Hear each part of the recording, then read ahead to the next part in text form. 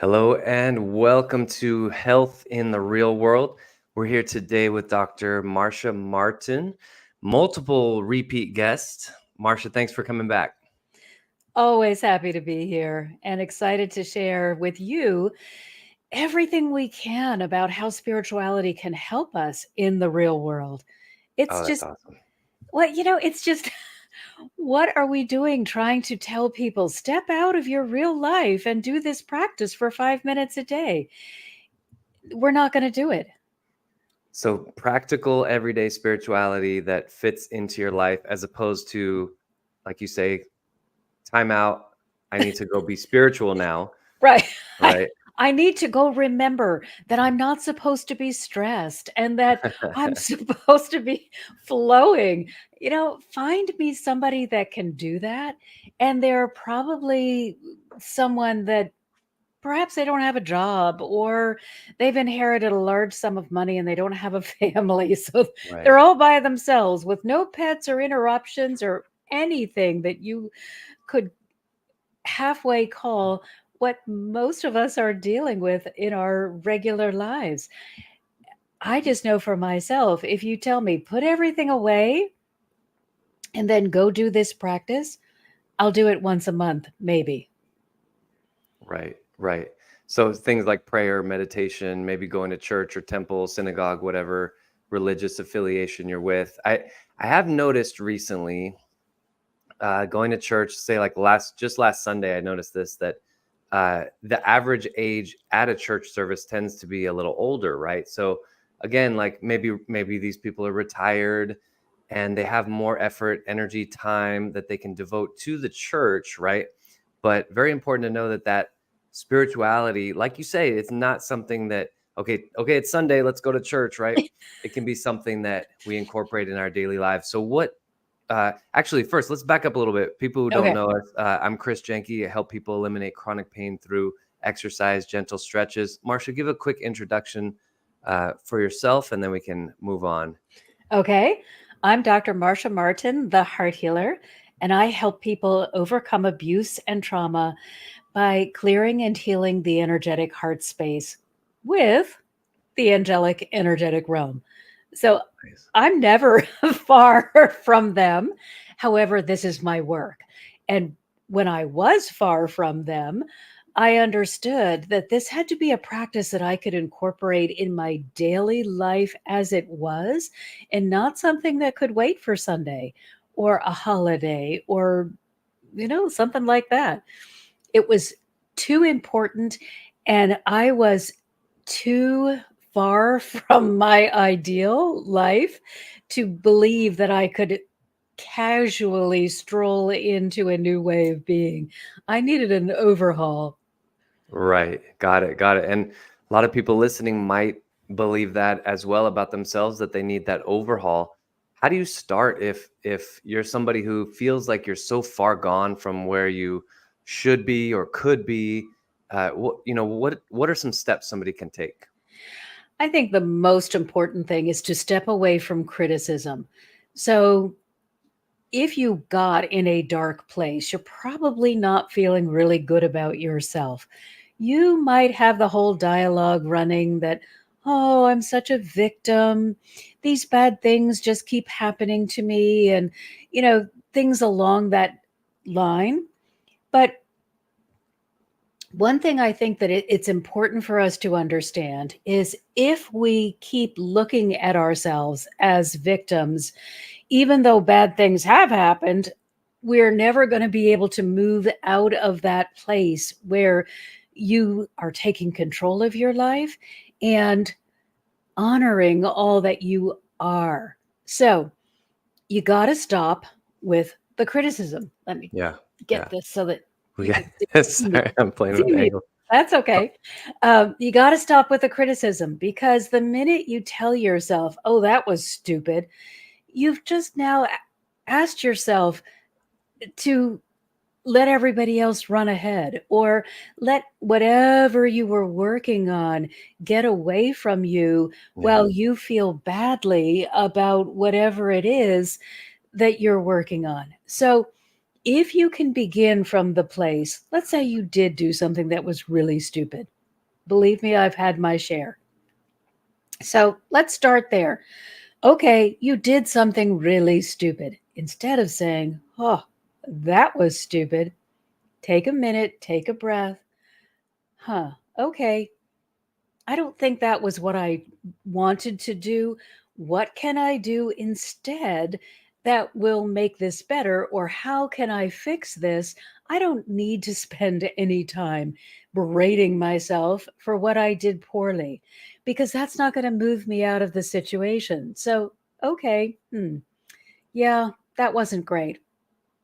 Acknowledge, immediately move on. Okay, what can I do with what I have from where I am to make this a better situation?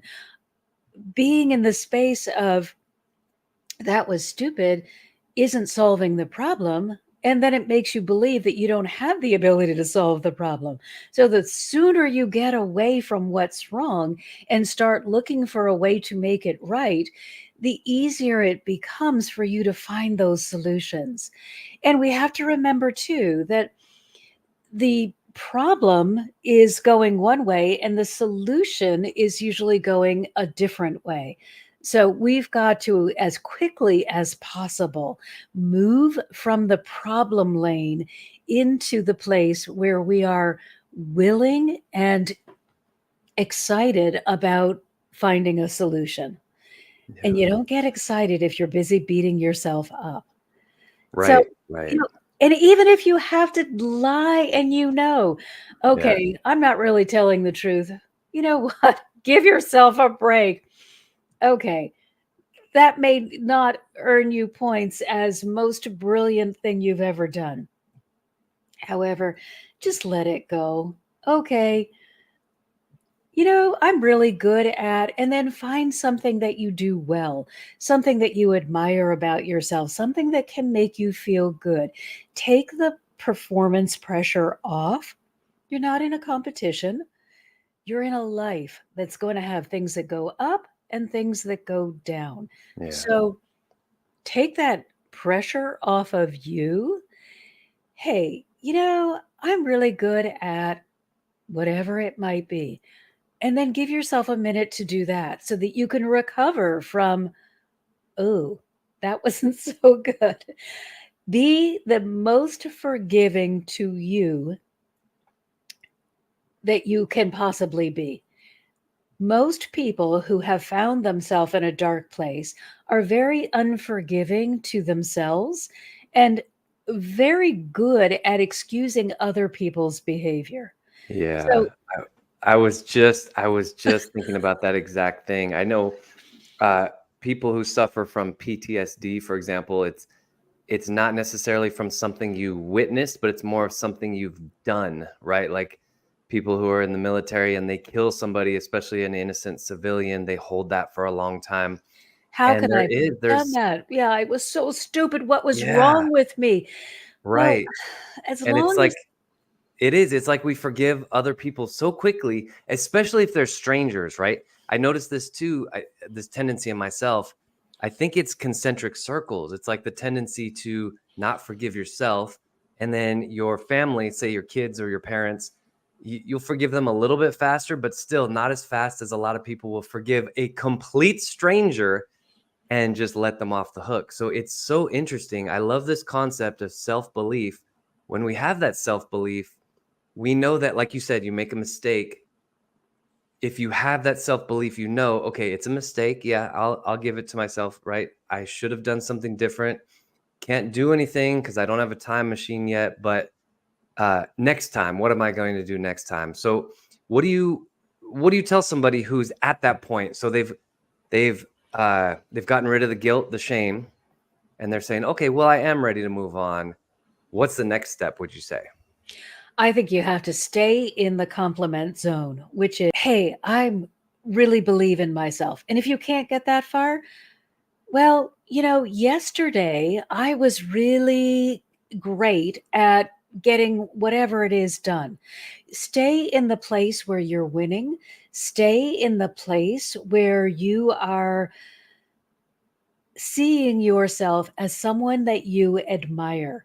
If you force yourself to be in the place where you're always finding fault, the thing that you are going to attract to yourself are more reasons why you should be blamed, or you don't deserve to win, or um, you were right in the first place. You're always making mistakes. So you got to stay in the place where you can feel good genuinely about you or what you're doing. And that may mean a little bit of fudging in the beginning. So, maybe you don't tackle the hardest project that you possibly could first thing in the morning. Maybe you do a bunch of little things first and get yourself motivated. Oh, look at me. I've crossed all these items off my to do list. I'm feeling really good. I'm feeling like I could really do more. Use the momentum of winning in order to get you further. But don't try to set yourself up for failure by doing something that is difficult to prove to yourself that you can win. Right. Prove to yourself that you can win with easy. Let it be easy. It's not a matter of can you win. Yes, you can. Everybody can win. We are hardwired to win, to advance, to grow. That is what every person is naturally doing. But if you keep setting tasks, goals, or reasons why you're going to feel good about yourself so far away from where you are, you've just created an obstacle course that nobody could navigate Right. successfully. Right. I like that. There's so much wisdom in what you just said. A couple years ago, there was that really popular speech that was going around. I think he was a Navy, retired Navy, and he was giving a speech about making your bed. And that just popped into my head just now. And he said, worst case scenario, you make your bed at the beginning of the day, you have the worst day of your life. At least you get home to a made bed. And it's like getting these very simple, stacking up the simple wins, I think is very important. I also liken it, I do this a lot with metaphors to fitness, right? You can't bicep curl 100 pounds until you've done 5 and then 10 and then 15 and then 20. So it can be a very gradual progression. I like what you said there, make it easy. There's no reason, right? No reason to make life hard. It, there really isn't, because it doesn't. If we make it hard, we actually slow down our ability to get to the goal. We think that we're challenging ourselves or proving something about how magnificent we are. Let's take 15 subjects in school so that we never get to sleep, and then be amazed at how smart we are, and then wonder why our body has broken down and we didn't really do well in any of those subjects. There's only so much that any of us can do at any time. We can gradually, as we strengthen, do more and more and more. But if we put the obstacle in front of us, that is, climb a high rise building before you know how to walk, it's going to take you a really long time to climb that high rise building, because you're going to have to learn to walk first anyway. So, why not just do it where you put small, manageable goals in your game plan and then feel good about reaching them so that you stay motivated, instead of create these crazy goals that make you feel defeated and you end up at the same place at the same time.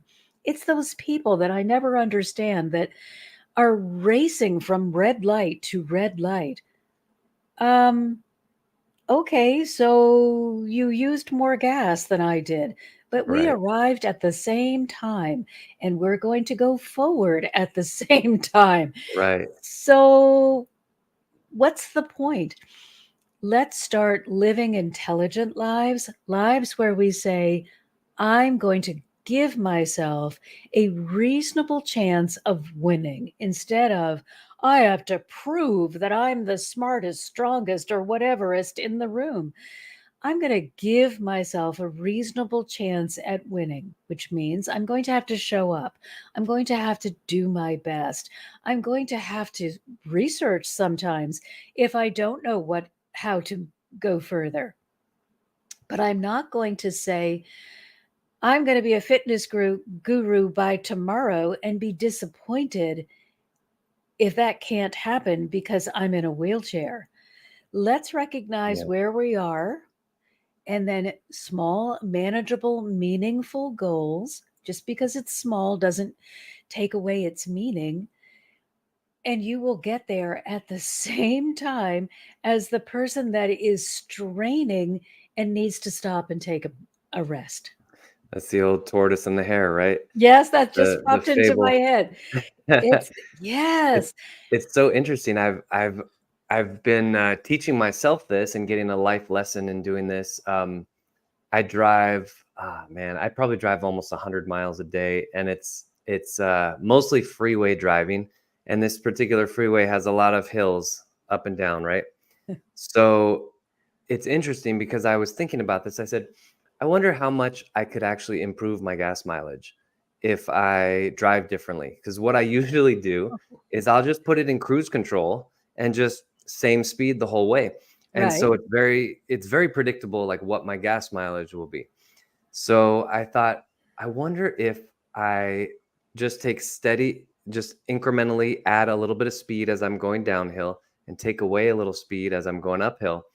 I still I love cruise control. I don't drive with my feet unless I'm in town, but if I'm on the freeway, I'll just cruise control faster, cruise control slower. So it's a little experiment. So and then you can look down and see like what is your miles per gallon.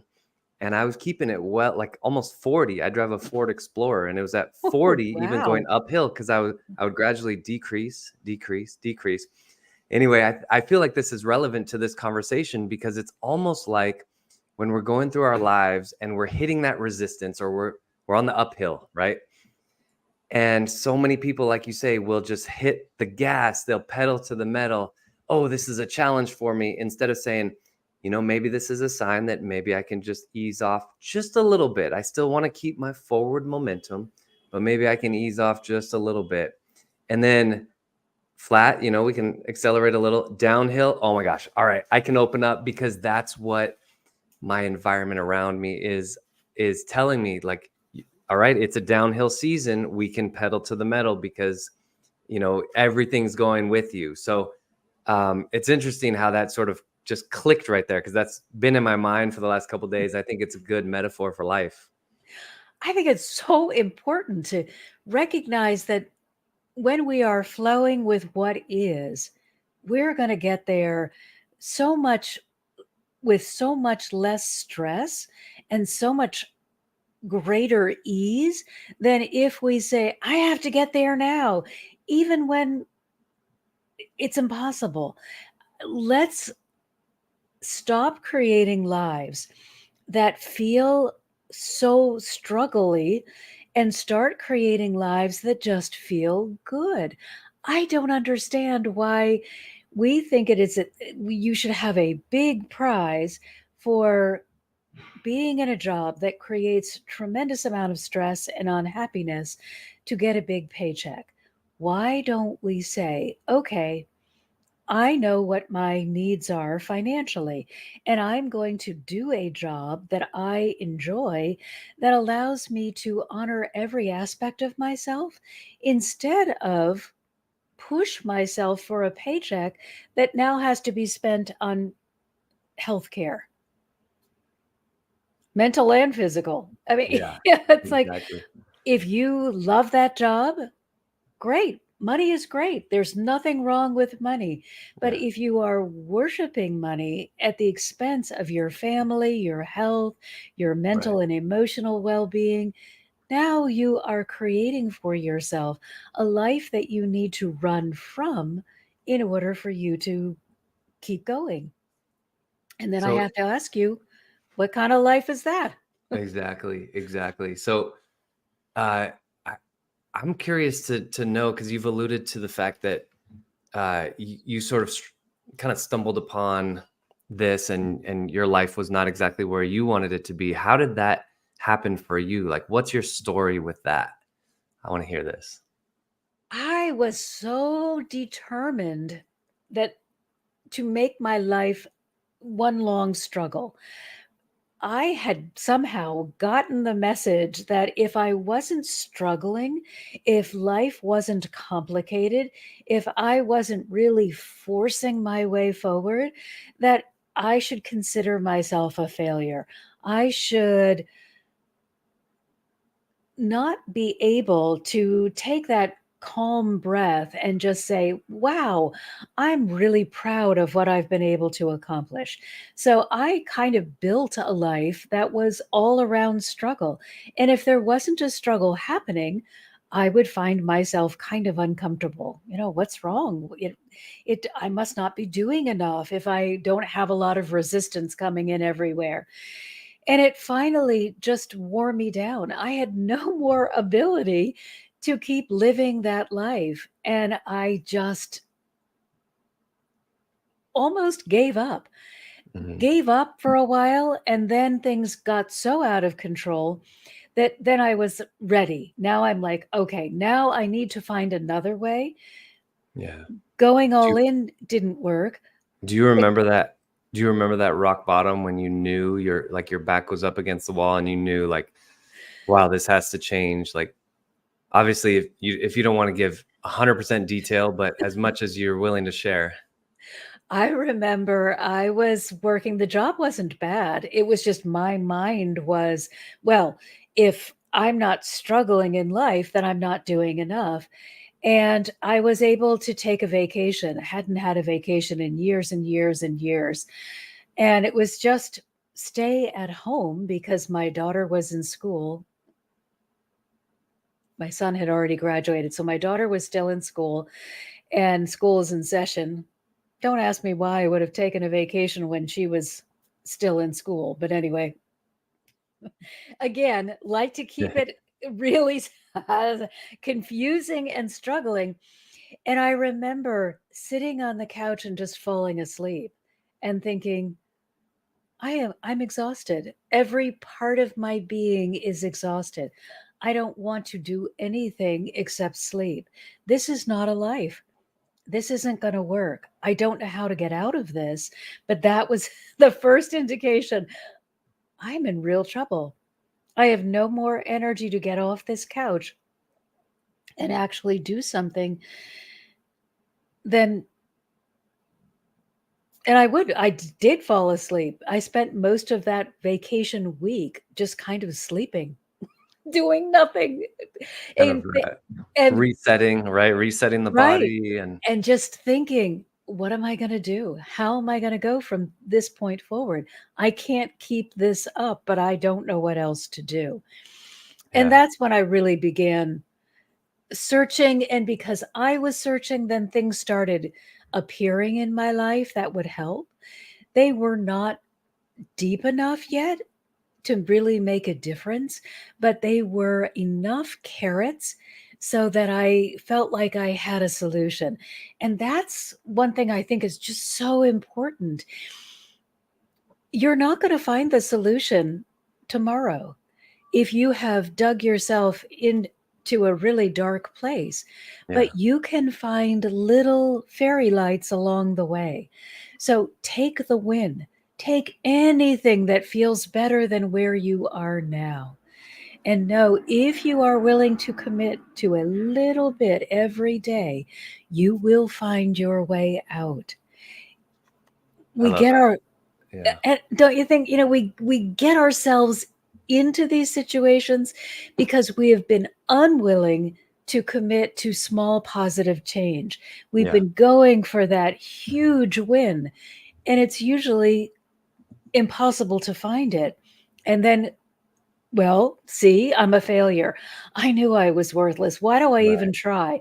And then you Right. go further and further back until finally you're sitting on the couch falling asleep no matter where you are Yeah. and or what you're doing, or you're sitting at work falling asleep trying trying to do something, exhausted, right? And Yeah, and it yeah, you can't operate anymore, and then you think, "Well, I might as well give up." Sometimes I think in that giving up place is where we finally say, "Okay, there's gotta be another way." yeah, I don't know that I was willing to find another way until I just was physically exhausted. Mentally, I had been exhausted forever. Emotionally, I was, on another planet yeah, in terms of of exhaustion. But until the physical body started saying, "We got nothing left," yeah. I We're don't done. yeah, I don't know that I was willing to dive deep enough to say, "Huh, okay, this isn't working." Yeah. Yeah, But it's it's so powerful. I mean, um, I think we're gonna wrap it up, but I think this is just a conversation that's so important. I love what you just said about take the next step, right? I had a baseball coach who said, "You don't go up there trying to hit a home run. It's the guys who try to hit a home run, they're always striking out. But if you just try to make contact with the ball, then you'll get those singles and doubles. And then occasionally, when you get that perfect pitch, you'll be able to rip it out of the park." Another, I'm Mr. Metaphor today. That's another example of like, if today can be a little bit better than yesterday, or whether it's my effort or my energy level, or maybe I ate a little bit better, or maybe I got my workout in, it really is those baby steps. And that's what that's what I try to help people with chronic back pain, is that you're gradually diminishing that pain as we go, as we progress. And I want to give you, Marcia, a chance to tell people how to get in touch with you so that they can continue to do this work that we just discussed in this podcast. yes, and just we cannot emphasize enough the importance of beginning wherever you are. We didn't create these problems overnight, and they're not going to go away overnight. So, if we can just be honest with ourselves and say, okay, I recognize I've got to change whatever I'm doing, then that is going to be the first step. And the second step is, and I'm going to allow myself to win. So please allow yourself to win. That is the most important thing in the world. You are worth it. You are capable. But if you don't create something that is measurable, reasonable, and worthy of achieving, you're always going to believe that you can't do it. So please believe in yourself and honor yourself. And you can reach me, and we now have a foundation so we can support you in wherever you are and whatever you may need. That is the hearthealingfoundation.org. We are a nonprofit, and we honor everyone to help them overcome abuse and trauma. And please don't compare yourself. Again, another thing, please don't compare, well, my trauma wasn't as bad as Sally's. If it was impactful to you, if it is hindering you in your present, if you think about it often, it is worth getting the help and the support that you need. So please reach out, thehearthealingfoundation.org. Right. Thank you so much, Marcia. Again, Marcia Martin, I would love to have you on again. I think you've been on 4 times, something like that. You are the number one most frequented podcast guest. So proud to have you back, and really appreciate you joining us today. Everyone, check out her website again, the Heart Healing Foundation, right? Yes, thehearthealingfoundation.org. .org. Okay. Sounds good. Well, thank you again so much, Marcia. Everyone, we will be back next week for another Health in the Real World. Thanking today Dr. Marcia Martin for joining us.